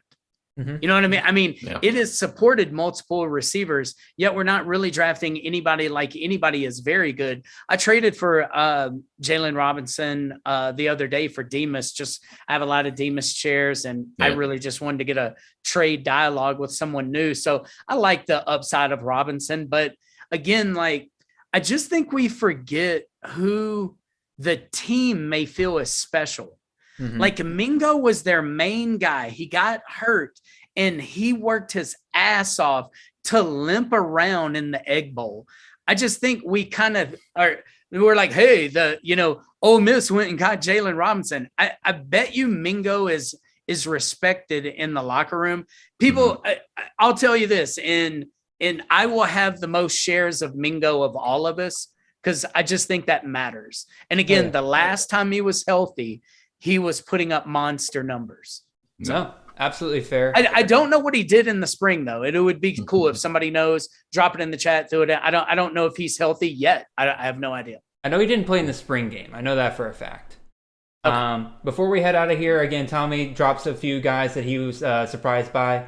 He mentioned JoJo Earl just like I did, but Corey Gamage, wide receiver out of Marshall, I think that's another pretty good one to consider there. Yep. Bo Collins at Clemson. Again, I'm kind of off Clemson this year until they can prove to me that they're back. And then A.D. Mitchell, wide receiver out of Georgia.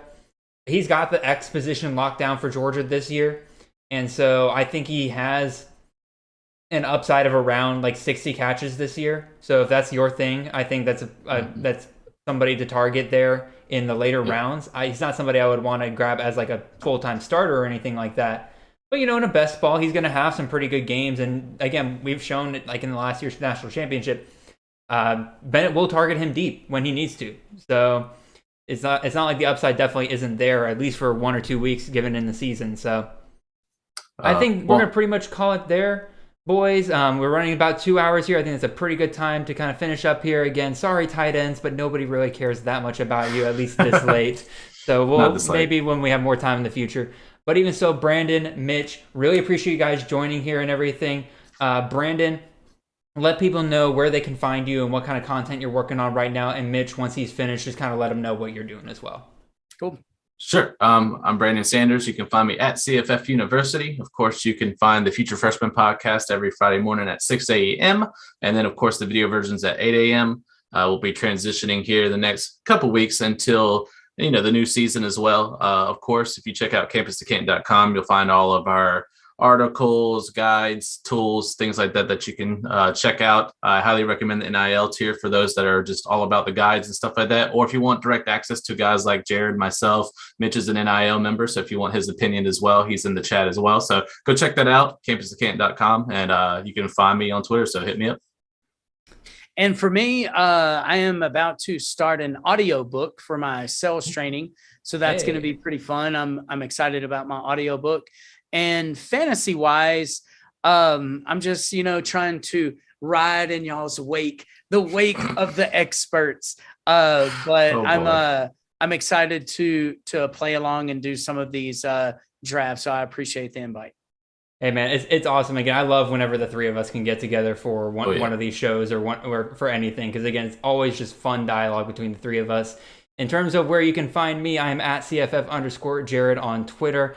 In terms of my content, it's pretty much the same as Brandon. You can find it. I write articles at campus2canton.com. We've been working heavily on the CFF guide we will be releasing here in the next couple of weeks. 131 team evaluations. You got, I believe we were doing breakdowns for 36 quarterbacks, 48 running backs, 60 wide receivers, 24 tight ends. We're going to have lists that go even further than that. We're going to have breakdowns for 50 different freshmen that we think could possibly have impact in year one for their school. So absolutely be on the lookout for that. And we got some other stuff that we're kind of cooking up here right before it's getting released that we think is going to be just awesome stuff to have for you going into your drafts as we get into July and August. So with that, everyone, really appreciate y'all tuning in. This is absolutely awesome. And we'll see you guys next week when we do another one of these. Have a good one, y'all.